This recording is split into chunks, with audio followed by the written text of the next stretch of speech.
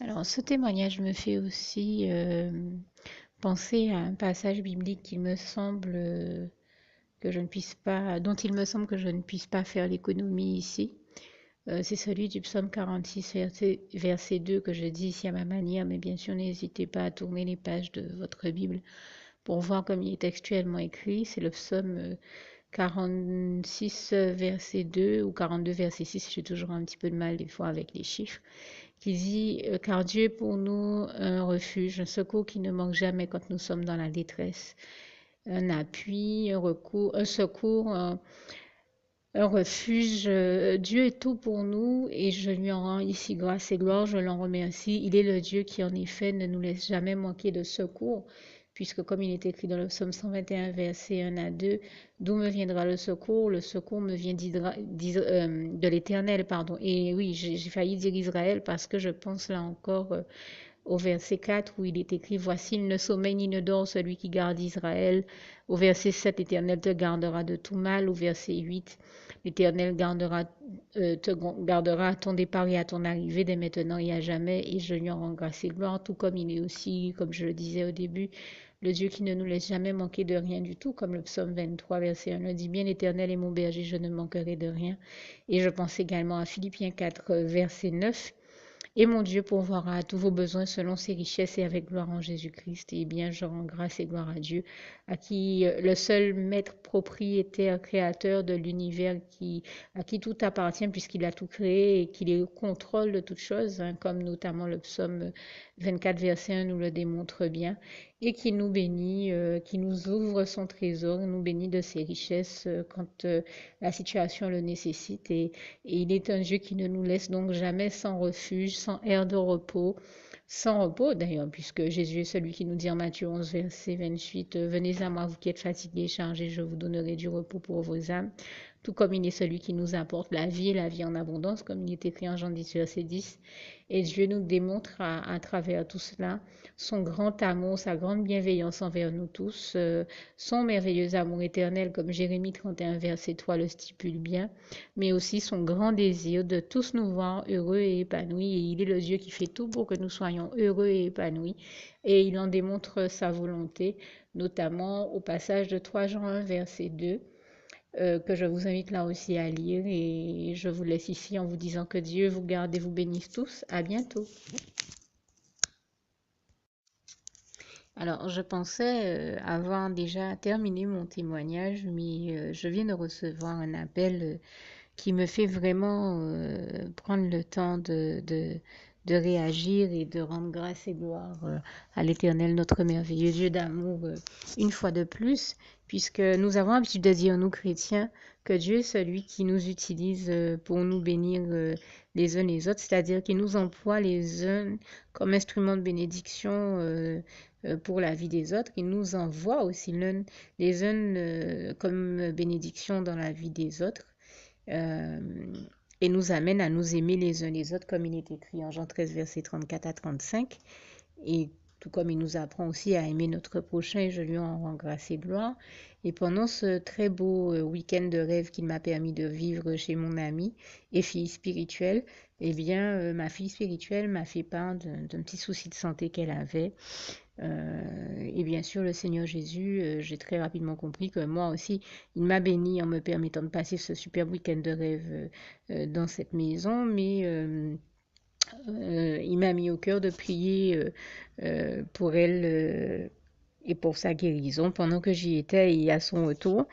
Et donc, bien sûr, j'ai passé le week-end seule dans la maison comme elle me l'avait proposé, puisque, comme je le disais, elle a passé un week-end encore plus beau dans une maison encore plus belle, et toute la gloire revient à Dieu. En tout cas, moi, bon, c'est pas la beauté de la maison qui fait que le week-end était beau, hein. Pour moi, c'est vraiment le fait que j'ai été dans la présence du Seigneur, dans ses bras d'amour, et à expérimenter la paix du Christ et la sérénité que lui seul, dont lui seul sait nous bénir, comme il est écrit en Ésaïe 30, verset 15, passage que j'aime beaucoup, et je ne peux m'empêcher de citer avec le verset 15, le verset 18 également.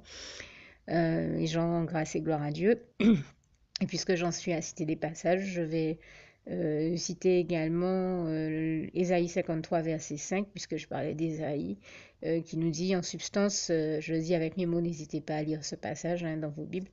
Ésaïe 53, verset 5, c'est par les meurtrissures du Seigneur Jésus sur la croix que nous sommes guéris.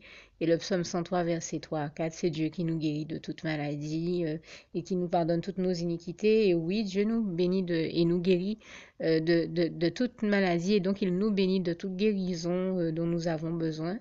Et j'en veux pour preuve que, eh bien, quelle ne fut pas ma surprise après que j'ai prié pour ma fille spirituelle et amie, chez qui j'ai donc passé ce week-end, ce matin, avant qu'elle parte se faire des analyses à l'hôpital. Quelle ne fut pas ma surprise, il y a quelques minutes, de l'entendre me rappeler pour rendre grâce et gloire à Dieu et me dire que elle n'en revient pas de voir la gloire de Dieu, de contempler une fois de plus la gloire de Dieu et de voir comment Dieu l'a béni, puisque Dieu l'a béni et guéri, puisque Dieu l'a guéri. Elle me disait que ça fait 3 mois qu'elle avait perdu, qu'elle était plus indisposée et que aux analyses on voyait, je vais reprendre l'expression qu'elle m'a donnée, véritablement un chapelet de kystes sur ses ovaires.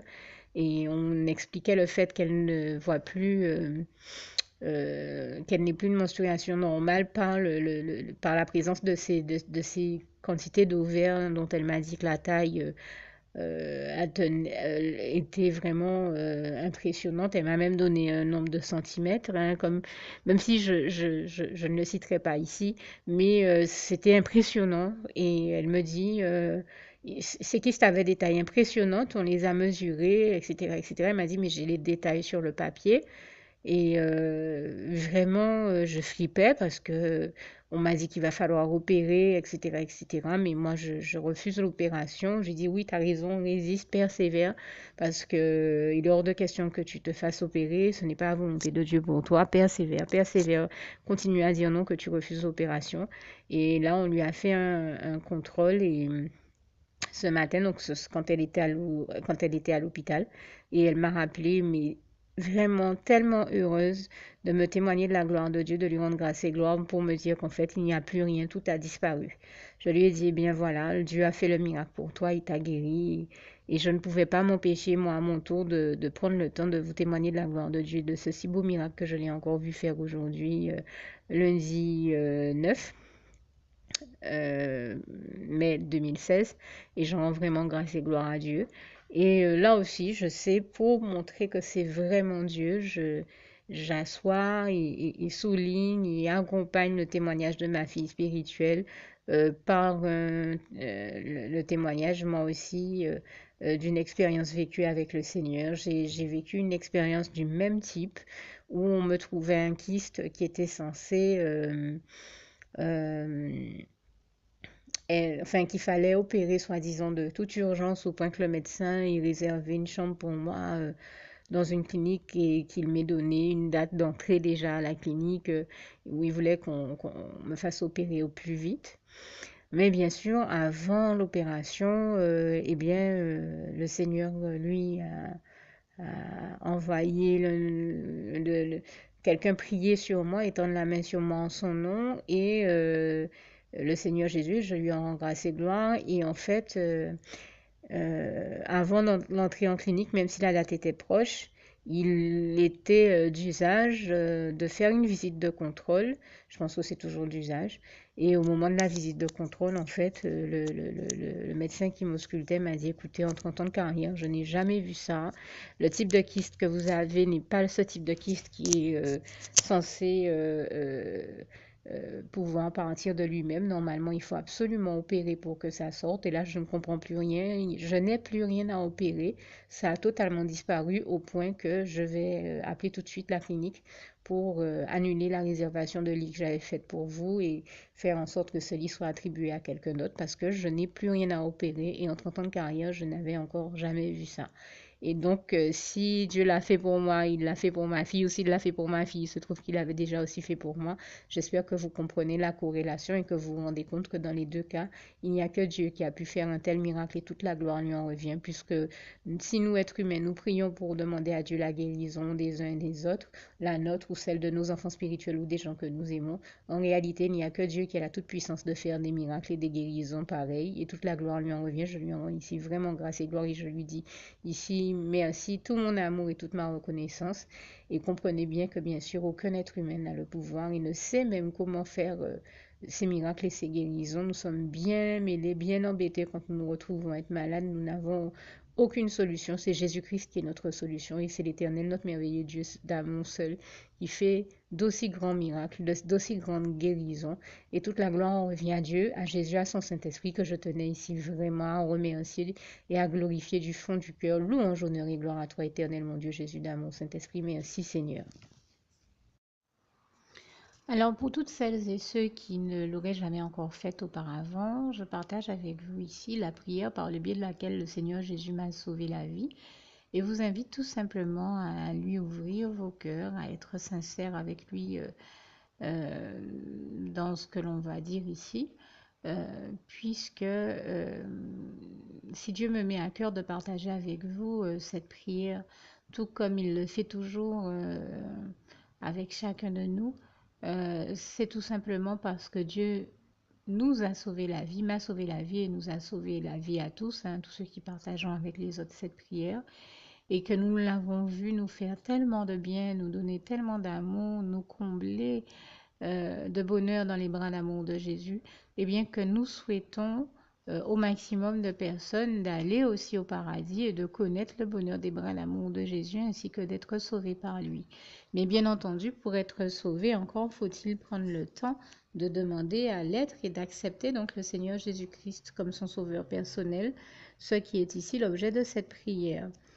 Alors, n'oubliez pas à cet effet qu'il est notamment écrit en Acte 4, verset 12, que Dieu, dans sa grande sagesse, dans sa sagesse infinie, a choisi le Seigneur Jésus-Christ, qu'il l'a mandaté, qu'il a délégué pour être le seul sauveur de toute l'humanité et qu'il n'y a aucun autre nom que celui du Seigneur Jésus-Christ qui nous ait été donné, qui ait été donné à toute l'humanité pour être sauvé. Voilà pourquoi nous avons la certitude qu'en acceptant le Seigneur Jésus comme notre sauveur personnel, nous faisons définitivement le bon choix, d'autant qu'il est également écrit en Jean 14, verset 6, Jésus-Christ est le chemin, la vérité et la vie. Nul ne va au Père Dieu sans passer par le Fils Jésus-Christ. Voilà pourquoi nous devons donc adresser au Seigneur Jésus la prière qui suit. Donc Seigneur Jésus-Christ, n'hésitez pas donc à dire cette prière à haute voix en vous mettant bien entendu dans un lieu où vous savez que vous pouvez prier en toute sérénité. Donc Seigneur Jésus-Christ, je t'accepte aujourd'hui comme mon sauveur personnel, moi un tel, vous dites votre nom et votre prénom. Et je te demande aussi, Seigneur, vraiment de continuer à veiller sur moi et sur ma vie. Je remets d'ailleurs toute ma vie entre tes mains, éternel mon Dieu, Jésus d'amour, Saint-Esprit, puisque tu en es le Créateur. Je remets cette vie entre tes mains, je te la donne puisqu'elle t'appartient, puisque tu l'as créée. Et je te demande de me conduire à toutes les victoires et réussites que tu as prévues pour ma vie. Tout comme je te demande aussi pardon, éternel mon Dieu, Jésus d'amour, Saint-Esprit, pour tous les péchés que j'ai commis tout au long de ma vie, dès le début jusqu'à la date d'aujourd'hui incluse. Pardon aussi, Seigneur Jésus, pour toutes les fois où j'ai fait mal à ton cœur. Et surtout, merci, Seigneur Jésus, quand le bon moment sera venu pour ça, de revenir me chercher pour m'amener avec toi dans tes bras d'amour au paradis où je veux demeurer et continuer à te servir et à t'appartenir pour l'éternité en éternité. Et c'est au nom puissant du Seigneur Jésus-Christ que j'ai fait cette prière. Soyez bénis, vous tous qui avez fait cette prière, que Dieu vous garde et vous bénisse tous. Et surtout, n'oubliez pas de partager cette prière avec le maximum de personnes autour de vous, tous vos contacts, famille, amis et bien-aimés, et que Dieu vous en bénisse. À bientôt.